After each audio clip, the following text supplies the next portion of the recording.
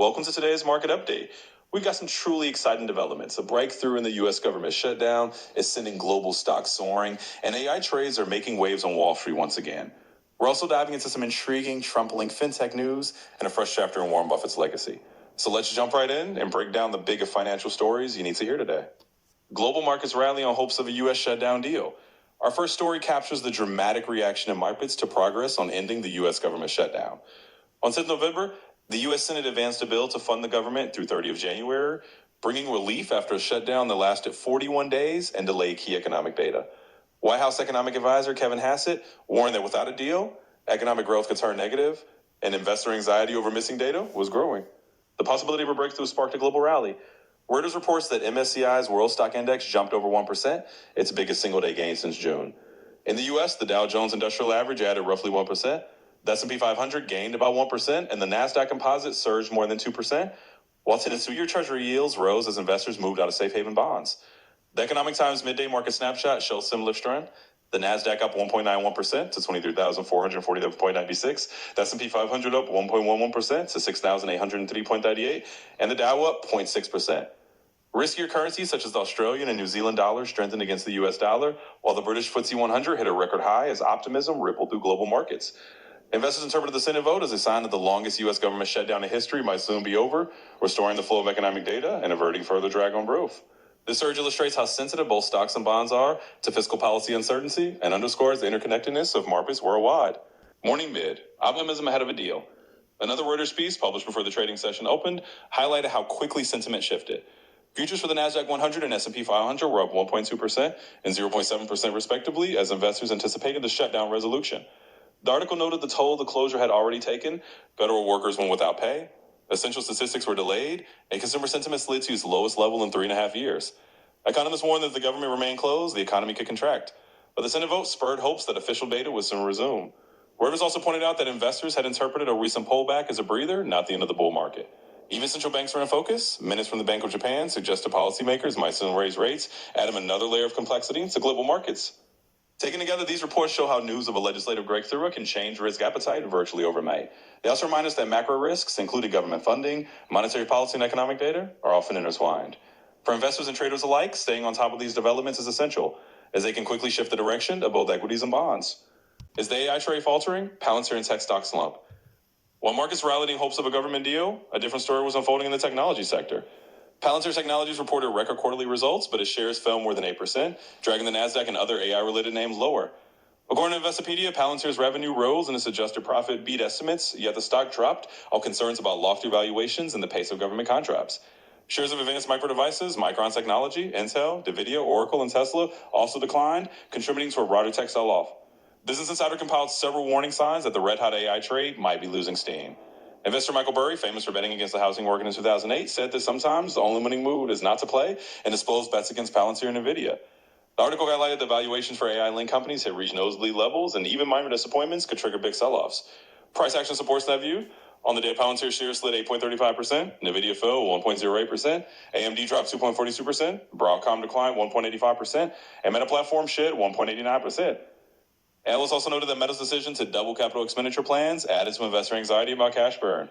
Goldman Sachs CEO David Solomon and Morgan Stanley's incoming CEO Ted Pick both warned of a potential correction if enthusiasm for AI didn't cool. This cocktail of high valuations, insider warnings, and profit-taking hints that the AI trade may get a crossroads. Investors should remember that even promising technologies can undergo major sentiment shifts, especially when economic conditions are uncertain or when companies must justify sky-high price earnings multiples. AI trade alive, TSMC shows resilience. Despite the sell-off in AI-linked stocks, there are signs that the AI boom remains intact. Taiwan Semiconductor Manufacturing Co., TSMC, the world's largest contract chipmaker and a key supplier to NVIDIA and Apple, reported that its October revenue climbed nearly 17% from a year earlier. Fortune noted that this pace of growth, while slower than earlier months, still outperforms many peers, and TSMC's U.S.-listed shares rose 3.1% after the report. Even Barron's, which usually sits behind the paywall, admitted that although TSMC just logged the slowest monthly sales growth of more than 18 months, it doesn't mean the artificial intelligence trade is over. The market simply needed to digest previously soared gains. The takeaway is that while some AI-focused stocks are correcting, the underlying demand for advanced semiconductors and computing power remains robust.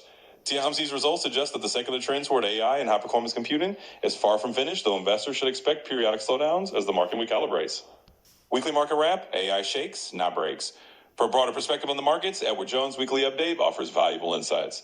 The firm's key takeaways explain that equity markets pulled back at the start of November as enthusiasm for artificial intelligence encountered a valuation speed bump. Young orbit earnings remained strong, and AI spending plans showed no signs of slowing. The update argues that the recent volatility reflects sentiment and valuation adjustments rather than deteriorating fundamentals. Analysts warned about concentration risk. The top 10 stocks now account for more than 40% of the S&P 500's market capitalization. However, Edward Jones draws important distinctions between today's AI-driven surge and the dot-com bubble of the late 1990s. Unlike the speculative startups of that era, today's tech giants are profitable and fund their AI investments largely through operating cash flow. Valuations of elevated are not as extreme as in 2000, and the Federal Reserve is easing rather than tightening policy. The report also examines labor market effects. Canada added 66,000 jobs in October, lowering unemployment to 6.9%, while U.S. data, anchored by the shutdown, showed 42,000 private payroll additions after 2 months of declines.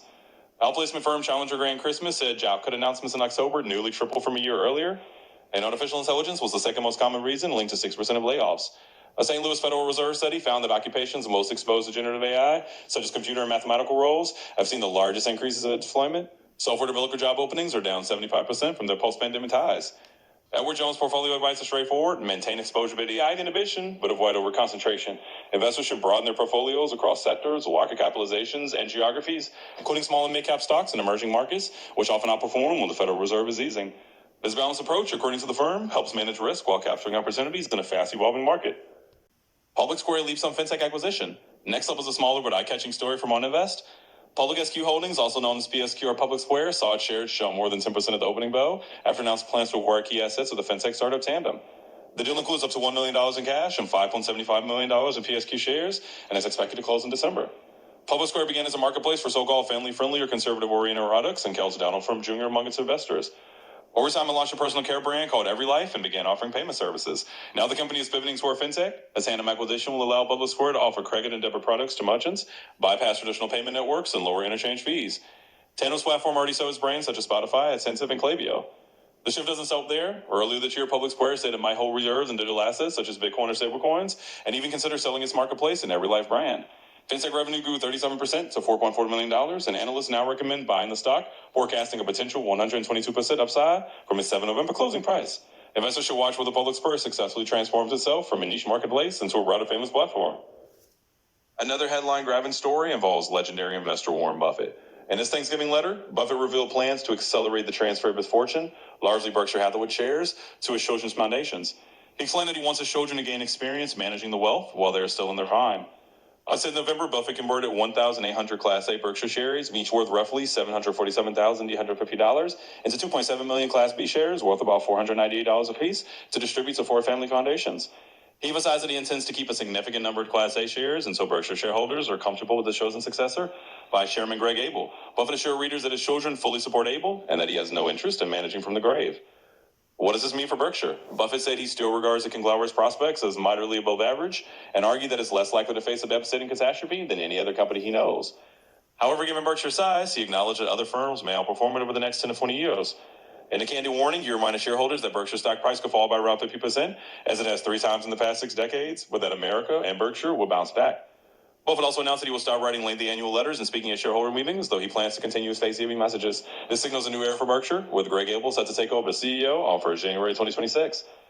While some analysts worry that the Buffett premium built into Berkshire's share price might fade, Buffett's confidence in his successor and his philanthropic plans suggests a thoughtful transition rather than a retreat. Millennium stake sale, private equity concerns, and money market stress. Finally, let's turn to a trio of finance industry stories highlighted in the Financial Times newsletter. First, hedge fund giant Millennium Management sold a 15% stake to outside investors, its first such sale in 36 years, valuing the firm at around $14 billion.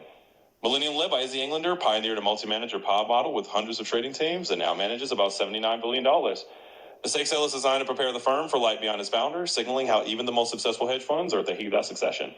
The newsletter also relayed a warning from the Institutional Limited Partners Association, ILPA, a body representing pension funds and endowments. ILPA cautioned that the growing flow of retail money into so-called evergreen private equity funds could entice managers to prioritize these new vehicles at the expense of traditional investors. Neil Pernier of ILPA said this shift in incentives could fundamentally alter the private equity landscape.